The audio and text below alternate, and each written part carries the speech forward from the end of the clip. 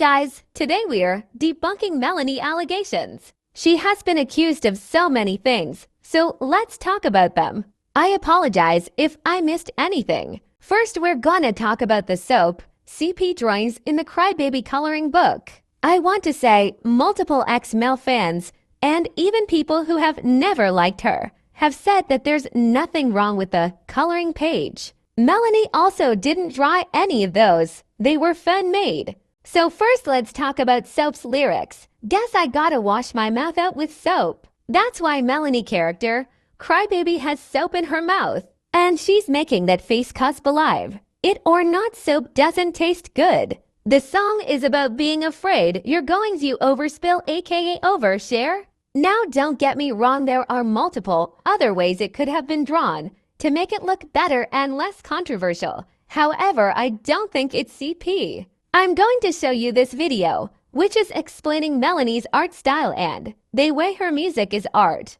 Melanie does not sexualize children or babies.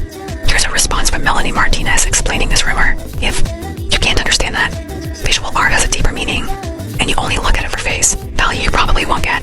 My work, Melanie's art is more than its appearance.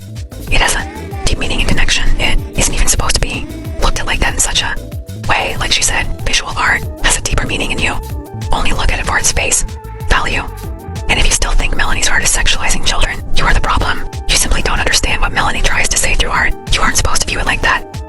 Next thing is that she doesn't experience the thing she talks about. This is from the same video, so I'll give my explanation after. But some of the songs she wrote wasn't even about her life. Think about how most writers make fictional books is what they write about their life. Nope. I agree, Melanie is using her songs to talk about deep meaning and to help people not feel alone. For example, Dollhouse. Well, Melanie might not have had family problems other people have, and Melanie singing about it give people who it happened to feel validated. Melanie does this to spread awareness and help victims and comfort them through music. She has saved many people's lives with her music. She's not singing because she wants it to happen, she's singing it to show it can happen no matter how young you are, and that all ages go through problems. Next two allegations have to do with animals. I'm gonna play two other videos about it. Someone asked me to debunk Melanie's zoophile allegations, so here I am. What is zoophilia? Zoophilia is when you feel sexually attracted to animals. This topic really saddens me coming from a huge animal lover. It also saddens me how Timothy supporters managed to accuse Melanie of absolutely anything, including zoophilia. This is her cow NFT that people use to accuse Melanie of being a zoophile. Quick note, all the NFTs that she made were made to represent a certain topic. The cow represents lust. The main things that are apparently disturbing Timothy supporters is how the cow licks its lips and winks. But cows literally lick their lips all the time. It's part of nature. Y'all are the weirdos here for trying to sexualize that. And there's nothing wrong with winking? Again, that's something you guys keep trying to sexualize. Some people are even complaining about how the cow was producing milk. What? Do you guys not pay attention in biology? Debunking allegations made against Melanie Martinez. In one of Melanie's old stories from 2021, Melanie was skating alongside Miles, who was running. Apparently she was making Miles run too much. But in this video, you can see Melanie is not using any force to make Miles run. Instead, Miles is pulling Melanie by running herself. The skateboard only went ahead of Miles because Miles was pulling it along, which then Melanie put the lead back so it wouldn't pull Miles. In this video from the same day, you can see Miles is pulling Melanie along. Plus, French bulldogs need exercise. As it says here, they can engage in running, but not for too long, which Miles wouldn't be running for too long as Melanie isn't forcing her to. Back here, it says 30 to 60 minutes of exercise daily, which Miles would probably not be doing that much running. Next is a haters video. Tears fall to the ground.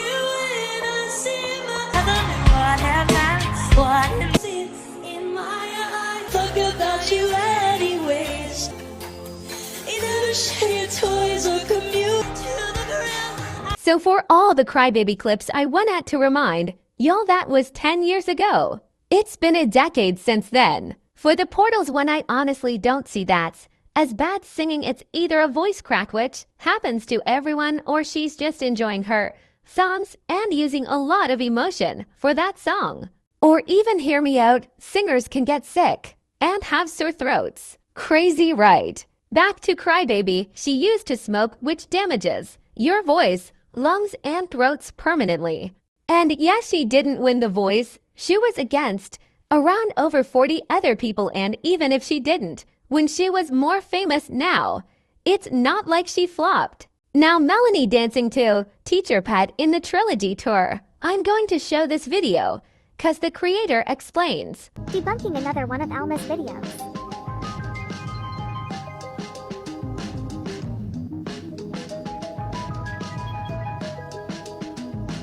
First of all, just one correction. Crybaby was not a child during Teacher's Pet. She was either 17 or 18. Not that this makes a major difference or anything. For the people who are confused, K-12 is the album Teacher's Pets in K-12 is kindergarten through 12th grade, 18 years old, so she starts as a child, but at the end of K-12 she's grown up. Just wanted to clear up some confusion there. Moving on. This dance shows how society hypersexualizes people while ignoring the predatory behavior of others. It also symbolizes how victims of grooming are being sexualized by the groomers. Movement doesn't equal endorsement. Melanie dancing in a provocative way isn't implying that she's saying pedophilia is okay. It's the opposite. She's expressing how society often tries to control women's bodies even when they're victims. Unfortunately, we're not done yet. Debunking this shit. I'm keeping today's video short, so let's go ahead. The person is claiming that Melanie is transphobic because of this, but that is false in many ways. First of all, they claim that the blue-haired actress was the only trans in the entire film, but we have Kate Audnell who is trans in real life, and Zion Marino Zion who is also trans. Crybaby even acknowledges trans people when she finds a love letter in her locker. She then assumes it was written by a girl. And Melanie herself is bisexual, so I have no idea what the creator of the video is yapping about.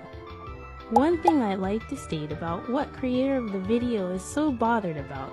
The actress already had blue hair way before they got casted. That was their signature look. You're trying to cancel Melanie over a stylistic choice the actress had before they even got casted, which is very childish.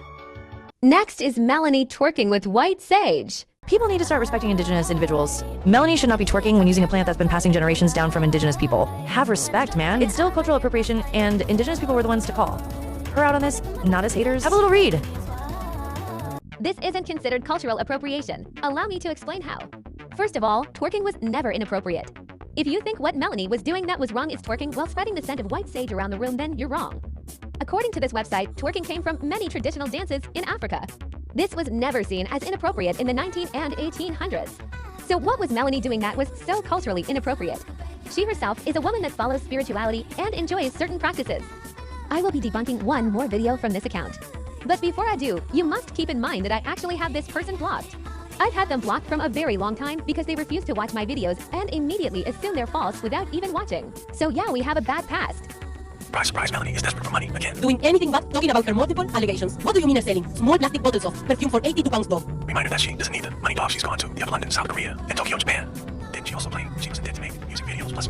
Alright, that's enough yapping. There are so many irrelevant points in this video and y'all are getting brainwashed by this Bambi girl.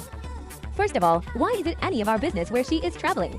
And why do you seem to know everything that's happening with her and her personal life, then you claim to hate her? Anyways, moving on to a very important detail that you left out. Melanie is not in charge of making up the prices for her merchandise.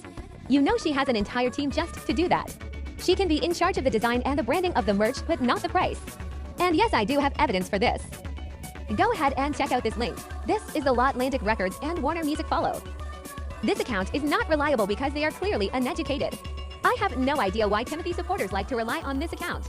Next is that Melanie has other victims. Haters are claiming Mel verbally abused her co-workers, which is false. Mel co-workers did talk about her, but haters exaggerated what they said. Stella Rose said she didn't work well with Melanie, and haters immediately twisted to Melanie was rude and bullying her. You can have people you don't like or don't work well with. That doesn't mean they were rude or bullying you. Next is Melanie sued cancer company, which is so unbelievably false. Melanie sued a cancer company. This is very false, nor does it have anything to do with the allegations. The cancer company she sued was Sugar and Vice. They are just a regular company. And if she did, there would be court records behind it. And Twitter is known to spread misinformation, including this. So no, Melanie is not that sensitive to sue something like this. And she donates to cancer companies herself. Lastly, isn't about Mel at all. It's the hate Melanie accounts get. So many Melanie fans have quit because of constantly getting harassed, even death threats. You can have options, but be kind and respectful. A lot of Mel fans are children. Why are you harassing children, sending death threats for liking a singer?